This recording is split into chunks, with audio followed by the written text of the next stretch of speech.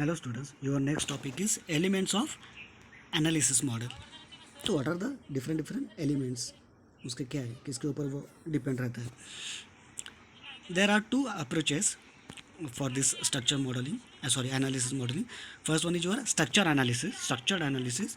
In that, data objects are modeled in a way that defines their attributes and relationships. Data objects are modeled in a way that defines their attributes and their relationship. तो first concept क्या आता है आपका structure analysis. उसके अंदर क्या होता है आपका फर्स्ट डेटा ऑब्जेक्ट. तो डेटा ऑब्जेक्ट मतलब क्या है, इसका यूज़ कैसे होता है, ये आगे जाके एक डायग्राम है, उसको बोलते हैं हम ER diagram, that is entity relationship diagram. उसके अंदर कैसे होता है मैं आपको दिखाऊंगा, मतलब आपको समझ में आएगा. डायग्रामेटिकली आप एक बार देखोगे तो you will easy to know that what is data object. Object मतलब क्या है, आप मान लो एक कंपनी है और एम्प्लॉय है. तो कंपनी और दोनों के बीच में रिलेशन क्या होता है, एम्प्लॉय उस कंपनी के लिए काम करता है, तो वो रिलेशन हो गया. तो एम्प्लॉय के, अगर मैं एम्प्लॉय उस कंपनी के अंदर काम करता है तो एम्प्लॉय का क्या होगा, एम्प्लॉय आईडी होगा, उसका डिपार्टमेंट होगा, उसका सैलरी लिखा होगा. तो ये सब उसके क्या होते हैं, एट्रीब्यूट्स होते हैं. और रिलेशन मतलब क्या, एम्प्लॉय उस कंपनी के लिए काम करता है, तो ये उसका रिलेशन हो गया. तो ये सब आगे आप देखोगे तो डायग्रामेटिकली अगर देखोगे तो आपको ईजिली समझ में आएगा. What it then processes that manipulates the data object in a manner that shows how they transform data as a object flow through the system. मतलब प्रोसेस, मतलब डेटा फ्लो करने के लिए कौन कौन से प्रोसेस हम यूज़ करते हैं. Second is object oriented analysis, focuses on the definition of classes and manner in which they collaborate with one another. मतलब ऑब्जेक्ट ओरिएंटेड प्रोग्रामिंग जैसे हम यूज़ करते हैं ना, उसके अंदर कौन कौन से ऑब्जेक्ट कैसे एक दूसरे के ऊपर डिपेंड है, क्लासेस है. तो ये सब आप जब डायग्राम देखोगे तो आप easily you will get this. UML is predominantly object oriented. UML जैसे मैंने बोला था ना, यूएमएल डायग्राम्स होते हैं. तो आगे आप देखोगे तो आपको समझ में आएगा. So this is a simple model, analysis model आपका कैसे होता है. तो सिनारियो बेस्ड एलिमेंट होता है, फ्लो बेस्ड होता है, बिहेवियरल, क्लास बेस्ड. तो सिनारियो बेस्ड में क्या आता है आपके डायग्राम, मैंने बोला था ना यूएमएल डायग्राम. तो सिनारियो बेस्ड में कौन कौन से होते हैं आपका, use case text, use case diagram, activity diagram, swing lane diagram. Flow में data flow diagram, control flow diagram, process, excuse me. Class based में क्लास डायग्राम होता है आपका, एनालिसिस पैकेजेस होता है, सीआरसी मॉडल होता है, कोलैबोरेशन डायग्राम होता है. बिहेवियरल में state diagram and sequence diagram. Excuse me, diagram अच्छे से एक बार देख लो. सिनारियो बेस में कौन कौन से डायग्राम आते हैं, फ्लो बेस में कौन से आते हैं, क्लास बेस में कौन से आते हैं, एंड बिहेवियरल.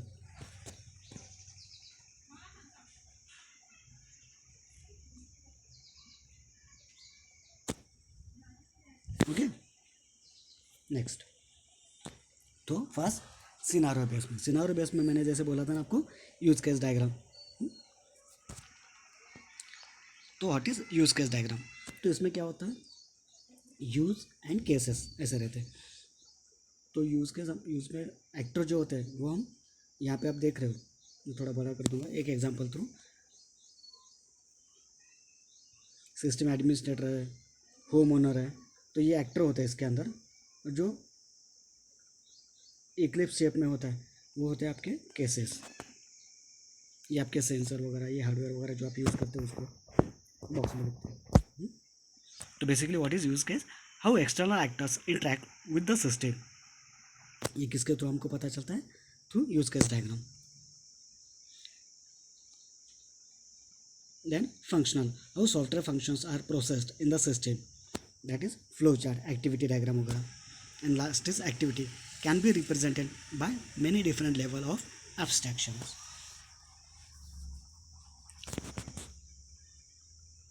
तो these are some scenario based. then class based में कैसा होता है, क्लास डायग्राम होता है. जो भी आपका क्लास डायग्राम जैसे आप लिखते हो ना, तो क्लास को कैसा होता है, उसका नेम रहता है. देन आप उसमें क्या डिक्लेयर करते हो, वेरिएबल डिक्लेयर करते हो, एंड देन उसके फंक्शन डिक्लेयर करते हो. तो सेम वही होता है रेक्टेंगुलर बॉक्स रहता है, जो फर्स्ट आपका रो होता है, उसके अंदर आप क्या करोगे, क्लास का नेम रखोगे। सेकंड में क्या होता है आपका एट्रीब्यूट्स, मतलब variables, and third is functions. The various system objects including there attributes and function. तो क्लास डायग्राम में ये उसका मतलब क्या बोलते हैं हम, रिप्रेजेंटेशन है। रेक्टेंगुलर बॉक्स रहता है, फर्स्ट हेडिंग में क्या रहता है उसका क्लास का नेम, सेकंड में एट्रीब्यूट्स मतलब हम उसको क्या बोलेंगे, सिंप्लिसिटी, हम जो वेरिएबल डिक्लेयर करते हैं ना वो, एंड थर्ड पार्ट क्या होता है उसका फंक्शन, मतलब वो क्लास कौन कौन से फंक्शन ऑपरेट करेगा। Next is behavioural diagram. State diagram मतलब एक्सप्लेन करने जैसे ना, आप डायग्राम के ऊपर से ही आपको पता चलेगा कि राउंडेड रेक्टेंगल बॉक्स रहता है, ये सेम क्लास के जैसा, जैसे नाम लिखा है तो, लेकिन ये राउंडेड होता है। आप अगर डायग्राम देखोगे तो आपको समझ में आएगा स्टेट कौन से स्टेट में है, state name, state variable and state activity. Reading commands, ये उसका स्टेट का नेम हो गया। System status ready, enter command study, या फिर आप अगर वॉशिंग मशीन का ले लो, वॉशिंग मशीन के कौन कौन से स्टेट होते हैं, पहला ऑफ रहेगा, देन ऑन होगा, देन अगर आपका फुल्ली ऑटोमेटिक है तो ऑटोमेटिक वाटर लेवल है वो करेगा, वॉशिंग करेगा। तो ये सब क्या होता है, on off, washing, rinsing, cleaning, या डिफरेंट डिफरेंट स्टेट हो गए। तो स्टेट के अंदर क्या होगा, अगर पहला आपका वॉशिंग है तो वॉश के लिए रेडी होगा, उसके लिए वो कमांड मांगेगा, कमांड देने के बाद वो प्रोसेस करेगा, तो उसके ये वेरिएबल हो गए। वैसे उसकी एक्टिविटी क्या है, वॉशिंग के लिए वॉशिंग करना, देन क्लीनिंग का क्या है, क्लीनिंग करना, ड्रेनिंग का ड्रेन करना, सॉरी।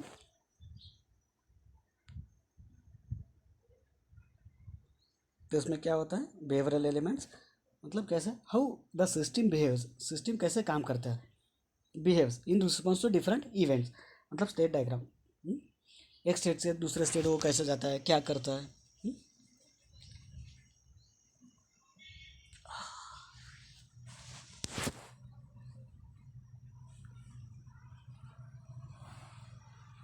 नेक्स्ट है आपका फ्लो ओरिएंटेड। तो फ्लो ओरिएंटेड में आपका डेटा फ्लो डायग्राम आता है, दैट इज DFDB बोलते हैं उसको शॉर्ट फॉर्म में। तो उसमें राउंडेड सर्कल और रेक्टेंगुलर बॉक्स रहता है। तो बेसिकली ये क्या करता है, एक पहले डायग्राम देख लो अच्छे से।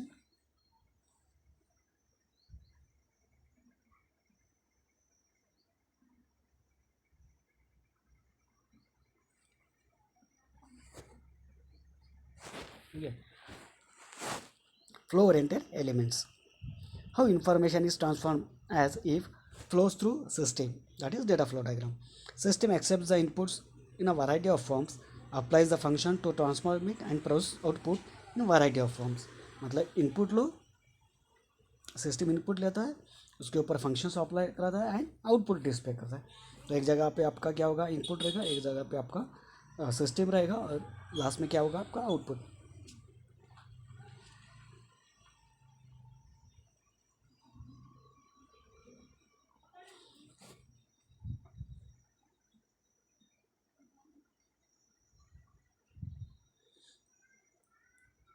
अभी जैसे सिस्टम मतलब ये आपका जो बीच में है, safe mode, safe home software, मतलब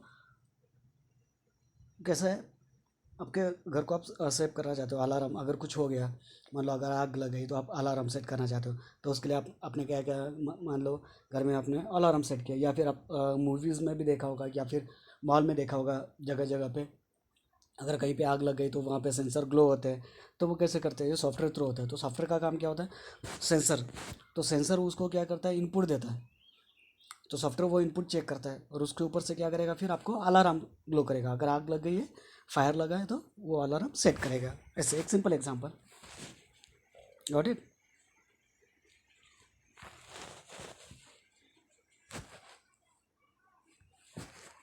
नेक्स्ट जो है डेटा मॉडलिंग।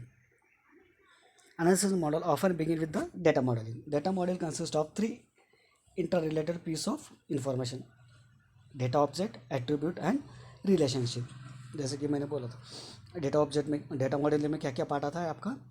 एक तो डेटा ऑब्जेक्ट आता है, देन एट्रीब्यूट्स मतलब वेरिएबल, एंड रिलेशन मतलब हर एक डेटा एक दूसरे से कैसे रिलेटेड है, इनफॉर्म।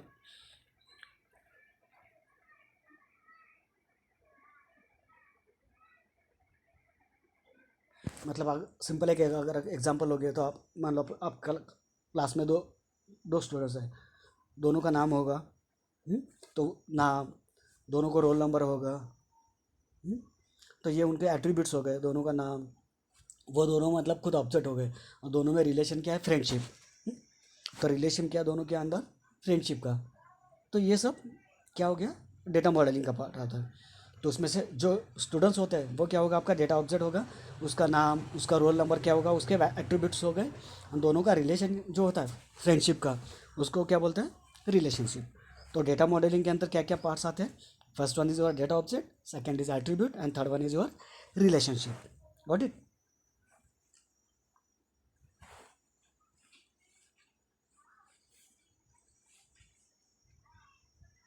तो इसके डिटेल हम आगे के लेक्चर में देखेंगे। Thank you.